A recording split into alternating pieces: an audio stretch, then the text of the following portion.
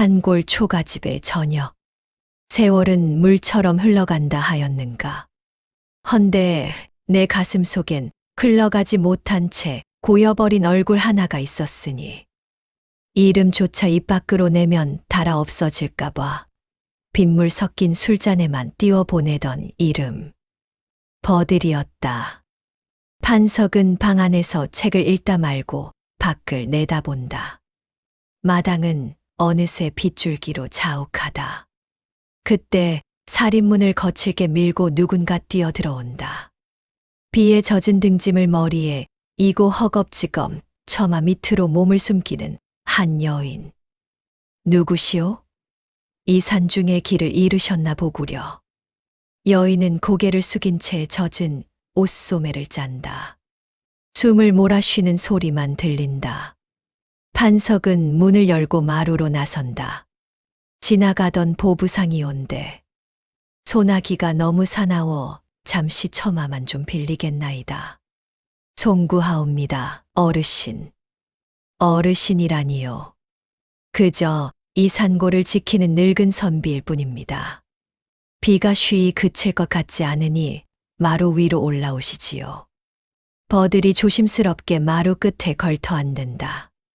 판석은 방 안에서 마른 수건 하나를 가지고 나와 건넨다.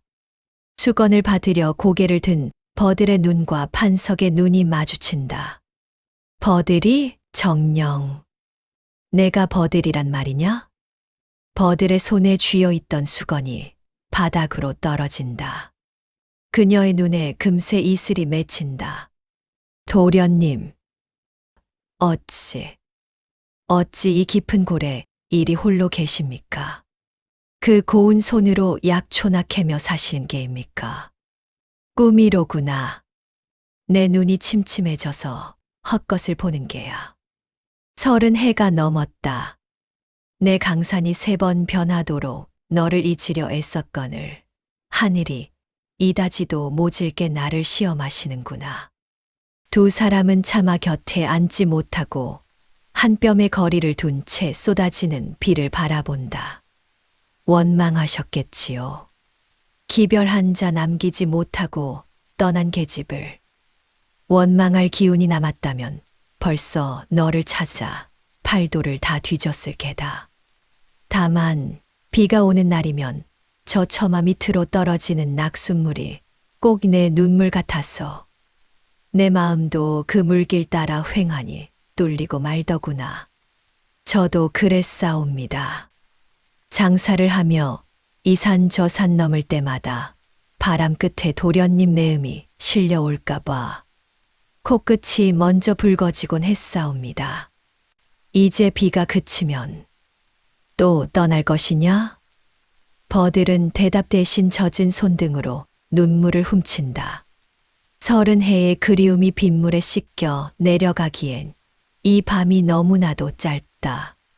초가집 처마 끝에 걸린 것은 비단 빗방울뿐만이 아니었다. 우리 두 사람의 모질고도 질긴 인연, 그 연정이 그곳에 매달려 파르르 떨고 있었다. 기억나느냐? 너는 우리 집 찬모의 딸이었고 나는 과거를 앞둔 철부지 선비였지. 담장 너머로 내가 던져준 잘 익은 홍시 하나가 내 공부방을 온통 단내로 채우던 그의 여름을. 젊은 판석이 담벼락 아래 서 있고 담 너머에서 젊은 버들이가 까치발을 들고 얼굴을 내민다. 버들아, 이 홍시가 어찌나 단지 내 책 속의 글자들이 모두 꿀방울로 보이는구나. 내가 책임질 테냐? 도련님도 참. 글 공부하시느라 수척해지신 것 같아 챙겨드린 것이온데 농이 지나치십니다. 그러나 평화는 오래가지 않았다. 판석의 아버지가 당쟁의 칼날을 피하지 못하고 일금부로 압송되던 날, 집안은 풍비박산이 난다. 권력이라는 것은 한낱 단계 같더구나. 아버님이 영모의 누명을 쓰시던 날, 우리를 감싸던 기와집 담벼락은 순식간에 감옥이 되었지. 관군들이 들이닥치고 비명소리가 난무하는 가운데 판석은 버들을 헛간으로 밀어넣는다. 버들아, 절대 나오지 마라. 이 서신을 들고 내 스승님께 가거라. 너만이라도 살아야 한다. 실사옵니다. 도련님을 두고 어찌 혼자 갑니까? 차라리 같이 죽겠나이다. 판석은 버들의 손을 강제로 놓으며 대문을 나선다. 그것이 두 사람의 마지막 모습이었다. 버들은 소매로 눈물을 닦아내며 판석을 바라본다. 판석의 거친 손은 이제 약초향이 배어 있지만 눈매만큼은 그때 그 선비의 기품이 남아있다. 그날 주신 서신. 가슴에 품고 달리고 또 달렸사옵니다. 하지만 스승님 댁에 도착하기도 전에 관군들에게 잡혀 노비로 팔려갔지요. 도련님이 돌아가셨다는 소문만 바람결에 들으며 제 가슴엔 커다란 가시가 박혔사옵니다. 나 또한 유배지를 전전하며 내 소식을 물었다. 하지만 몰락한 가문의 죄인이 어찌 너를 찾을 수 있었겠느냐. 그저 내가 어디선가 좋은 산에 만나 밥 굶지 않고 살기만을. 아니, 사실은 나를 잊지 않았기를 매일 밤 달님께 빌었느니라. 두 사람은 한참을 말없이 비 내리는 마당을 본다. 판석이 조심스럽게 버들의 투박해진 손 위로 자신의 손을 겹친다. 버들아, 내 손이 왜 이리 고생이 많았느냐. 비단결 같던 내 손마디가 어쩌다 이리 굵어졌어. 세월을 견디느라 그리 되었습니다.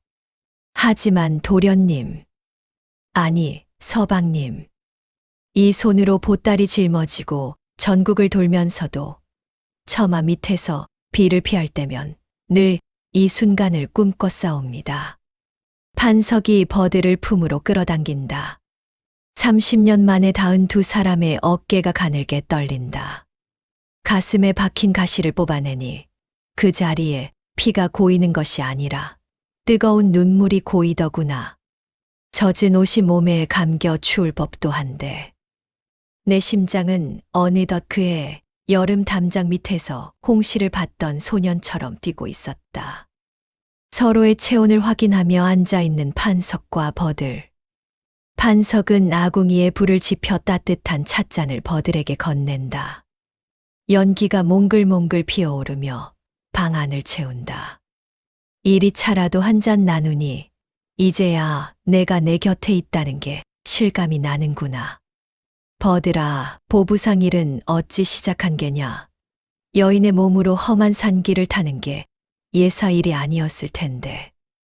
노비로 팔려간 곳에서 도망쳐 나와 죽을 고비를 넘겼사옵니다.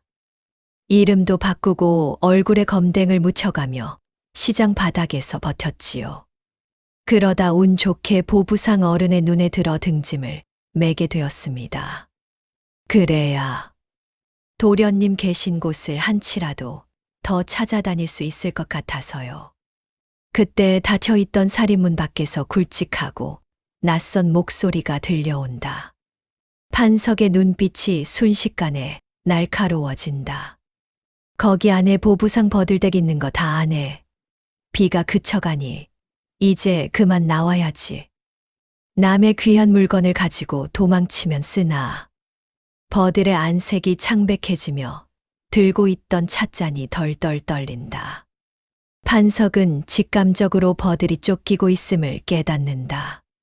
버들아, 누구냐? 귀한 물건이라니. 그게 무슨 말이냐? 도련님, 제가 보따리에 담아온 것은 단순한 약재가 아니옵니다. 한양의 탐관오리들이 몰래 거래하던 비리 장부. 그것을 우연히 손에 넣었사옵니다. 저들은 그것을 되찾으려 저를 쫓아온 것이에요. 판석은 자리에서 일어나 벽에 걸린 낡은 지팡이를 손에 쥔다. 분만 잡던 선비의 손이지만 사랑하는 여인을 지키고자 하는 기운이 서린다. 걱정 마라. 30년 전엔 힘이 없어 너를 놓쳤지만 오늘은 이 문턱을 넘게 두지 않을 것이다. 판석이 마루 아래로 내려서며 살인문을 향해 크게 호통친다.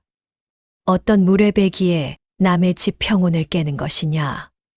관가에 알려 비를 피하려던 여인을 핍박한 죄를 묻기 전에 당장 물러가라. 관가? 영감님. 그 관가 사또가 우리 주인이 보낸 사람이요. 좋게 말할 때 그 계집과 보따리를 내놓으시지. 사내가 칼을 뽑아드는 찰나 먹구름이 걷히며 창백한 달빛이 판석의 얼굴을 비춘다. 판석은 물러서지 않고 사내의 눈을 똑바로 응시한다. 그 눈빛엔 죽음을 초월한 결연함이 담겨 있다. 사람이 사랑을 지키는 데는 칼날보다 더 날카로운 것이 필요하다. 그것은 바로 잃을 것이 없는 자의 용기다. 나는 오늘 내 남은 생을 모두 걸어 이 문을 지키겠노라 다짐했다. 사내가 칼끝을 판석의 가슴팍으로 겨눈다. 하지만 판석은 미동도 하지 않는다. 오히려 지팡이를 짚은 손에 힘을 주며 한 걸음 앞으로 나선다. 내 놈들이 찾는 것이 고작 종이 몇 장이라면 이 선비의 목숨보다 무거울 리 없지 않느냐. 돌아가 전해라. 이 집의 주인은 죽어서도 문을 열어주지 않을 것이라고. 이 영감이 노망이 났나? 목숨이 아깝지 않은 게냐? 그때 마루 뒤편에 숨어있던 버들이 비틀거리며 밖으로 나온다. 그녀의 손에는 낡은 비단 보따리가 들려있다. 그만두세요. 도련님을 해친다면 이 장부를 당장 아궁이 불 속에 던져버릴 것입니다. 그러면 당신들 주인도 무사치 못할 거요. 버들의 단호한 외침에 사내들이 멈칫한다. 판석은 버들을 제지하려 하지만 버들은 이미 결심한 듯 장부를 펼쳐 보이며 판석의 눈을 바라본다. 도련님, 사실 제가 이 장부를 목숨 걸고 훔친 이유는 따로 있사옵니다. 여기에 30년 전 도련님 아버님께 누명을 씌운 자들의 이름이 적혀 있습니다. 판석의 눈동자가 크게 흔들린다. 평생을 억울한 죄인의 아들로 살아오며 사귀었던 한흔이 가슴 속에서 요동치기 시작한다. 무엇이라? 내 아버님의 함자가 그곳에 있단 말이냐? 예. 당시 좌상 대감이던 김종서의 수아들이 어찌 가짜 증좌를 만들었는지, 그리고 지금 누가 그 부귀영화를 누리고 있는지 이 추악한 기록이 증명하고 있나이다. 판석은 떨리는 손으로 장부를 받아든다. 누렇게 바랜 종이 위로 나치근 이름들이 스쳐 지나간다. 아버지를 죽음으로 몰아넣고 자신과 버들의 연분을 끊어놓았던 원수들의 이름이다. 30해였다. 내가 산속에 숨어 약초나 캐며 숨 죽여 살았던 그 서러운 세월이 고작이 얇은 종이 몇 장에 휘둘린 것이었더냐. 내 가슴 속에 타오르는 것은 분노인가? 아니면 사무치는 슬픔인가? 판석은 지팡이를 내던지고 사내들을 향해 서늘하게 웃는다. 가서 주인에게 전해라. 이 이판석이가 살아있노라고. 그리고 이제는 내가 너희를 찾아가 그 죄의 대가를 물을 것이라고. 장부의 중요성을 깨달은 사내들은 판석의 서슬퍼런 기세와 불태워버리겠다는 버들의 위협에 일단 뒤로 물러선다. 비가 그친 밤 공기 속으로 그들의 발소리가 멀어진다. 버들은 기운이 다한 듯 마루에 주저앉는다. 판석은 그런 버들의 어깨를 감싸 안는다. 나 때문에, 나를 위해 그 위험한 짓을 한 게냐. 이 미련한 사람아, 도련님의 명예를 되찾아드리는 것이 제 남은 생의 유일한 불빛이었사옵니다. 이제야 잠시 눈을 감을 수 있을 것 같습니다. 처마 끝에 매달려 있던 연정은 이제 날카로운 비수가 되어 돌아왔다. 하지만 무섭지 않았다. 내 곁엔 30해를 돌아온 버들이가 있고 내 손엔 진실을 밝힐 등불이 들려 있으니 동이 트기 전 판석과 버들은 보찜을 꾸려 마당으로 나선다. 30년을 홀로 지낸 낡은 초가집이 안개 속에서 고즈넉하게 서 있다. 판석은 손때 묻은 살인문을 어루만지며 마지막 인사를 건넨다. 이 집 처마 밑에서 너를 다시 만났으니 내게는 여기가 저승보다 편한 안식처였다. 허나 진실을 묻어두고는 너와 평생을 편히 눈 감지 못할 것 같구나. 도련님, 무거운 짐을 다시 지게 해드려 송구하옵니다. 하지만 이번엔 제 손을 놓지 마셔요. 저도 이제 다시는 도망치지 않을 것입니다. 산길을 내려오던 두 사람 앞에 커다란 지게를 진 사내가 떡하니 나타난다. 마을의 소문난 입담꾼이자 심부름꾼인 최서방이다. 어이쿠, 이 영감님 보소. 산속에서 도만 닦으시는 줄 알았더니 어디서 이리 고운 여인네를 보쌈에 가시는 길입니까? 허허, 최서방 아니냐. 농담할 기운 있으면 이 보찜이나 좀 거들어다오. 갈 길이 멀다. 영감님, 사실 마을 입구에 험악하게 생긴 놈들이 깔렸습니다. 아까 그 장부를 찾던 놈들 말입니다요. 제가 지름길을 좀 알지요. 이 최서방 지게 뒤에 숨어 가시면 한양까지 쥐도 새도 모르게 모셔다 드립죠. 최서방의 도움으로 감시망을 피한 세 사람은 어느 냇가 너머 숲길에 잠시 머문다. 버들은 보찜에서 주먹밥을 꺼내 판석에게 건넨다. 도련님, 예전엔 이리 거친 밥은 입에도 못 대셨는데 세월이 참 무섭지요? 소금기 밴 이 밥알이 한양 진상품보다 달구나. 버들아, 내가 곁에 있으니 이 험한 길도 꽃길처럼 느껴지는구나. 판석은 버들의 머리카락에 붙은 작은 나뭇잎을 조심스레 떼어준다. 두 사람의 시선이 얽히며 젊은 시절 나누지 못한 깊은 애정이 공기 중에 번진다. 며칠을 걸어 마침내 멀리 한양 도성의 성벽이 보이기 시작한다. 노을에 물든 성벽은 아름답지만 그 안에는 거대한 음모와 칼날이 도사리고 있다. 떠날 때는 도망치듯 떠났던 한양이었다. 이제 늙어버린 몸으로 다시 돌아온 이곳은 여전히 붉은 노을 아래 욕망을 불태우고 있구나. 버들아, 무섭느냐? 아니요. 도련님의 그림자가 제 발등 위에 겹쳐져 있는 한 저는 더 이상 두려울 것이 없사옵니다. 판석과 버들은 최서방의 안내로 남대문을 지나 한양 도성 안으로 발을 들입니다. 화려한 고관대작들의 가마가 지나갈 때마다 버들은 보따리를 꽉 쥐고 고개를 숙입니다. 영감님, 보부상 숙소로 가기엔 눈이 너무 많습니다. 제 아는 놈이 운영하는 뒷골목 투전판 근처 골방이 그나마 안전할 겁니다. 아니다. 거기보다는 내가 아는 곳이 있다. 비록 가문은 몰락했으나 내 글을 배웠던 아이들 중 하나는 아직 대궐 근처에 있을 게야. 판석이 찾아간 곳은 조용한 사대부가의 뒷문이었습니다. 그곳에는 판석의 옛 제자이자 현재 사헌부 지평으로 있는 홍윤석이 살고 있었습니다. 스승의 갑작스러운 방문에 윤석은 버선발로 뛰어나옵니다. 스승님, 정령 스승님이십니까? 돌아가셨다는 소문만 무성했는데 이 어찌 된 일입니까? 윤석아, 예의를 갖추기엔 상황이 급박하구나.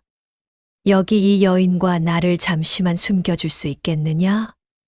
방 안으로 든 후 판석은 장부의 존재를 알립니다. 윤석의 얼굴이 흙빛으로 변합니다. 현재 그가 모시는 상관 중 한 명이 바로 장부에 이름이 적힌 자였기 때문입니다. 스승님, 이 장부가 세상에 나오면 조정은 피바람이 불 것입니다. 또한 지금의 평화를 깨뜨리고 싶지 않은 자들이 스승님을 가만두지 않을 거예요. 차라리 제게 맡기시고 두 분은 멀리 떠나심이 어떠하옵니까? 평화라 하셨습니까? 나으리께는 평화일지 몰라도 억울하게 죽어간 이들에게는 지옥 같은 세월이었사옵니다.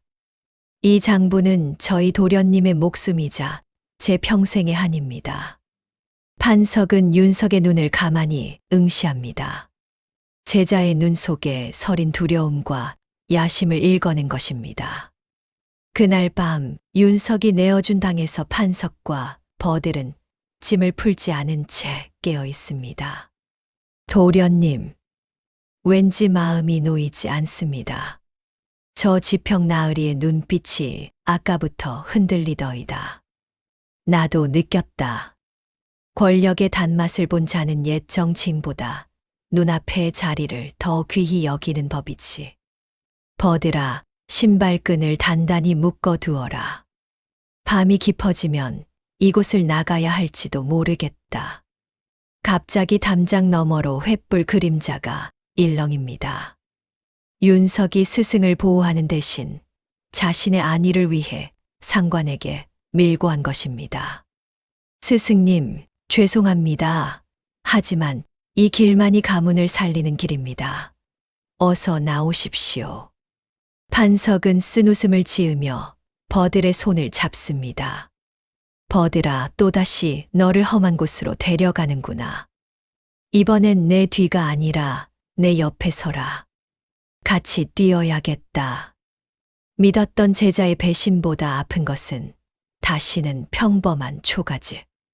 처마 밑으로 돌아가지 못할지도 모른다는 두려움이었다. 하지만 내 손을 잡은 버드리의 손이 따뜻했다. 그것이면 충분했다. 최서방이 담벼락 아래에서 멍석을 깔고 대기하고 있었습니다. 판석은 버드를 먼저 내리고 자신도 몸을 날립니다. 영감님, 이쪽입니다. 제 뒤만 바짝 따라오쇼. 어두운 골목길을 달리는 세 사람. 하지만 골목 끝에서 시퍼런 화살 하나가 날아와 버들의 어깨를 스칩니다. 악! 버들아, 정신 차려라. 최서방, 어디 몸 숨길 곳 없느냐? 피가 너무 많이 난다. 최서방이 일행을 데리고 도착한 곳은 화려한 등불이 켜진 한양 최고의 기방 운양각이었습니다. 등잔 밑이 어둡다는 기지로 가장 시끄러운 곳으로 숨어든 것입니다. 여기가 제 누이 동생이 행수기생으로 있는 곳입니다. 일단 들고 봐야지요. 운양각의 행수, 매향이 피를 흘리는 버들과 판석을 보고 눈살을 찌푸리지만 최서방의 간절한 눈빛에 은밀한 골방을 내어줍니다. 매향이 가져온 약재로 판석은 직접 버들의 상처를 치료합니다. 저고리를 살짝 내린 버들의 어깨엔 화살 자국보다 더 깊은 고된 세월의 흉터들이 가득합니다. 이 고운 몸이 어쩌다 이리 상처투성이가 되었느냐. 다 나 때문이다. 내가 못나서 너를 지키지 못한 죄다. 아니옵니다. 이 상처들은 제가 도련님께 돌아오기 위해 넘었던 산줄기이고 건넜던 강물입니다. 아프지 않사옵니다. 도련님 손길이 닿으니 이제야 다 나은 것 같습니다. 판석은 버들의 이마에 맺힌 식은땀을 닦아주며 그녀의 손을 자기 볼에 갖다 댑니다. 잠시 후 방 밖에서 매향이 차가운 목소리로 속삭입니다. 영감님, 지금 밖엔 술락꾼들이 쫙 깔렸습니다. 지평 나으리가 눈이 뒤집혀서 찾고 있더군요. 여긴 오래 못 버팁니다. 날이 밝기 전에 결단을 내리셔야 할 겁니다. 판석은 품속의 장부를 꺼내어 봅니다.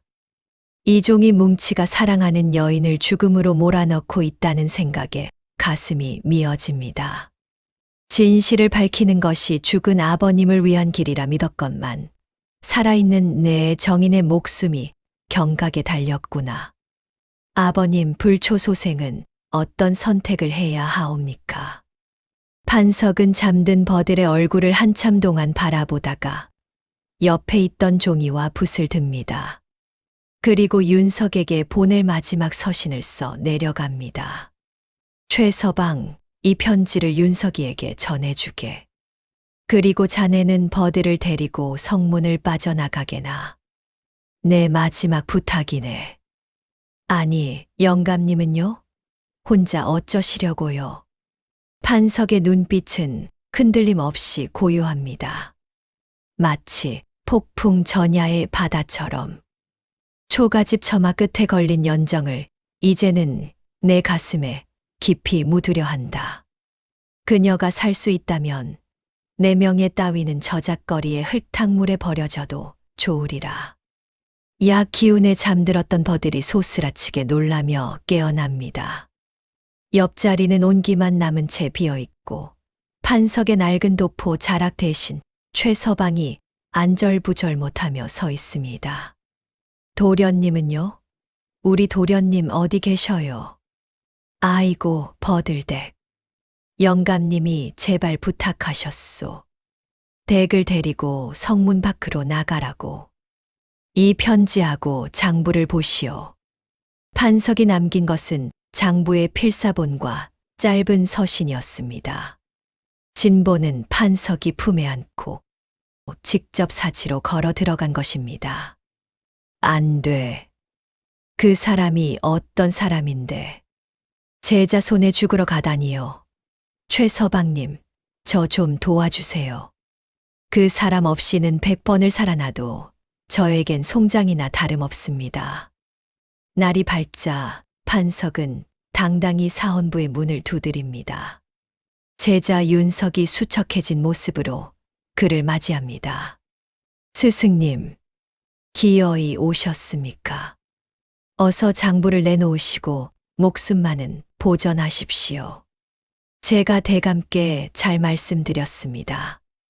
윤석아, 내가 내게 가르친 것은 굽히지 않는 대나무의 기계였거늘. 너는 어찌 곡식을 탐하는 들쥐의 길을 택했느냐? 여기 진본 장부가 있다. 하지만 이것을 그냥 줄 수는 없지. 판석은 품속에서 붉은 보자기에 쌓인 장부를 꺼냅니다. 윤석의 눈이 탐욕과 두려움으로 번뜩입니다. 이 장부 안에는 내 아버님을 죽인 자들의 이름도 있지만 내가 그토록 추종하는 좌상 대감의 치부도 적혀 있다. 이것이 세상에 공개되는 순간 너 또한 무사치 못할 게야. 어떠냐? 이 장부를 들고 나와 함께 임금님께 가겠느냐? 아니면 여기서 나를 베고 장부를 불태우겠느냐? 판석은 윤석의 앞에 당당히 목을 내어놓습니다. 내 손에 묻은 먹물이 피로 변하는 것을 보고 싶지 않구나. 마지막 기회다. 그때 사헌부 마당으로 비틀거리며 버들이 나타납니다. 상처 부위에서 피가 배어 나와 하얀 저고리가 붉게 물들어 있습니다. 도련님, 안 됩니다. 그 장부를 주지 마십시오. 버들아, 왜 돌아왔느냐? 지평 나으리, 보시오. 이 사람이 당신을 가르치기 위해 30년을 산속에서 버텼소. 그 고귀한 뜻을 이 종이 쪼가리와 바꾸려 들지 마시오. 윤석은 칼자루를 쥐고 갈등합니다.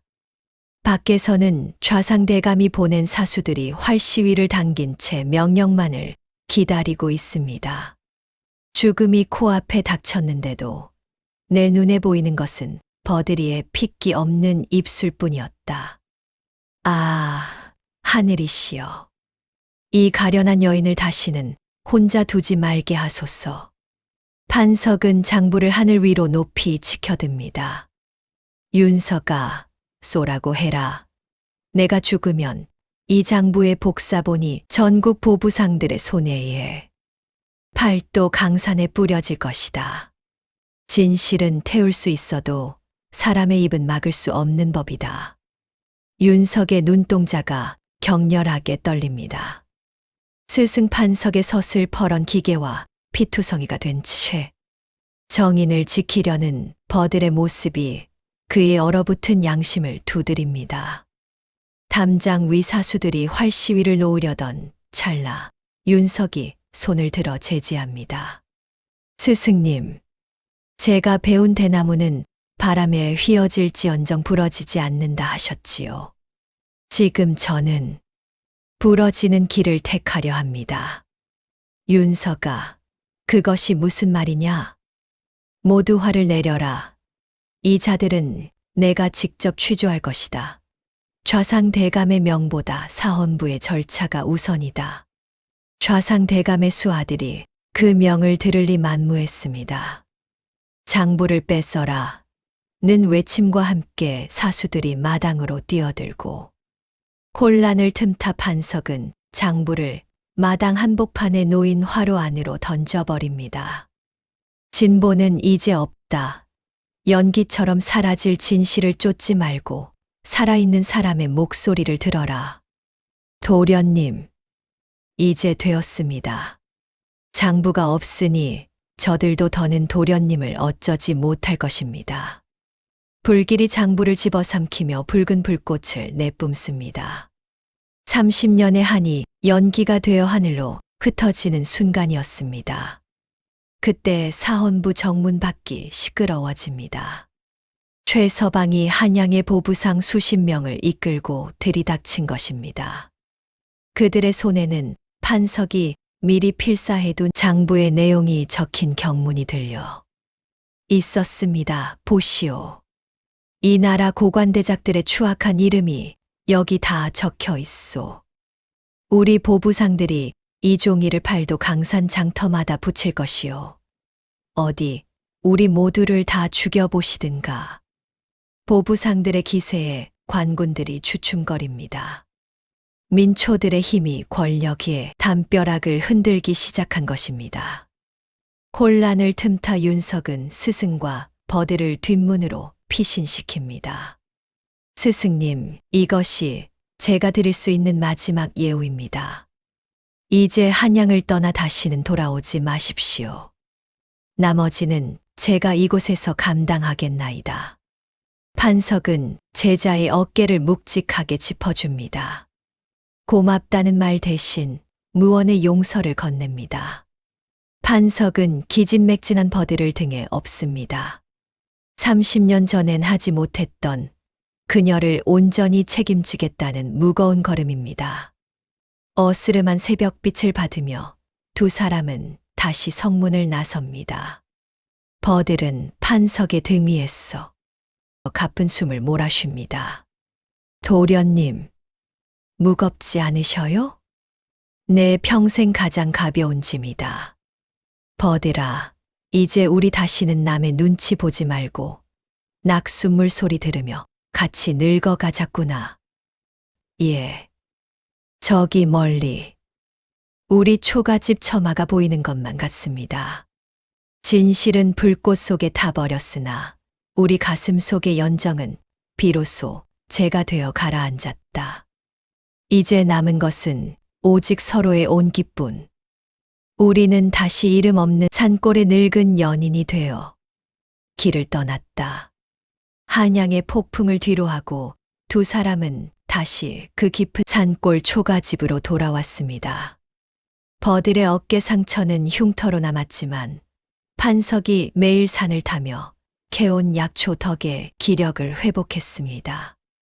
보아라, 버들아.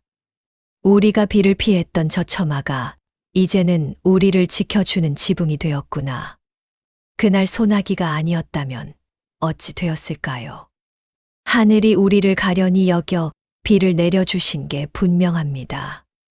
두 사람은 화려한 잔치 대신 마을 사람 몇몇과 최서방을 불러놓고 소박한 혼례를 올립니다.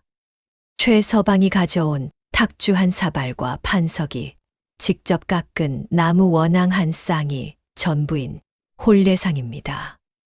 아이고, 이 징글징글한 인연, 30해를 돌아 이제야 짝을 찾으셨으니 제발 싸우지 말고 오래오래 사시오. 판석은 버들의 손을 꼭 잡고 사람들 앞에 선언합니다. 이 사람은 이제 내 집의 주인이요.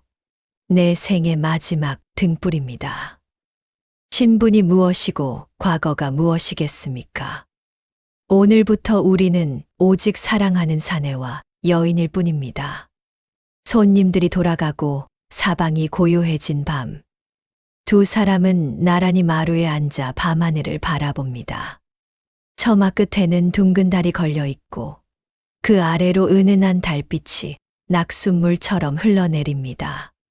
도련님, 아니 서방님, 가끔 꿈만 같습니다. 혹여 내일 아침 눈을 뜨면 다시 험한 산길 위에서 등짐을 메고 있는 건 아닐까 하고요. 그럴 땐 내 손을 잡거라. 내 손바닥에 박힌 굳은 살이 너를 깨워줄 게다. 우리는 이제 꿈이 아니라 현실에서 같이 늙어갈 것이야. 세월이 흘러도 비는 오고 바람은 붑니다. 하지만 이제 두 사람에게 빗소리는 슬픔이 아닙니다. 처마 끝에 매달려 떨어지는 낙숫물 소리는 두 사람이 함께 나누는 다정한 대화 소리가 되었습니다. 사람들은 말한다. 사랑은 뜨겁고 화려한 기와집 같은 것이라고. 하지만 나는 안다. 사랑은 비바람을 묵묵히 견뎌낸 낡은 초가집 처마 끝에 걸린 낙숫물 같은 것임을. 비록 하나씩 떨어져 사라지는 듯하나 결국은 땅을 적시고 생명을 틔우지 않는가. 서방님, 비가 오네요. 저 처마 끝에 우리 연정도 대롱대롱 매달려 있나 봅니다. 그래. 저 연정은 비가 그쳐도 사라지지 않고 우리 가슴 속에서 영원히 마르지 않을 게다. 초가집 처마 끝에 걸린 연정을 끝까지 함께 해주셔서 감사합니다. 재밌게 들으셨나요? 여러분의 격려는 더 좋은 영상을 만드는데 큰 힘이 됩니다. 구독과 좋아요 부탁드립니다. 그럼 다음 편도 기대해 주세요.